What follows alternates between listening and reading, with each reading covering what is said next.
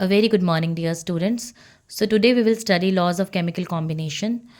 It basically involves five laws: law of conservation of mass, law of constant composition, law of multiple proportion, law of reciprocal proportion, and law of combining volumes, which is also known as Gay-Lussac law. The first law is law of conservation of mass. What does this law states? It states that mass can neither be created nor destroyed, right? In other words, you can say mass of reactant is always equal to the mass of product. मतलब आप कोई भी reaction कर रहे हो, चाहे simple है, H2 plus half O2 give rise to H2. This is the very simple reaction, right? इनका जो टोटल मास है और इसका जो मास है वो बिल्कुल सेम होगा.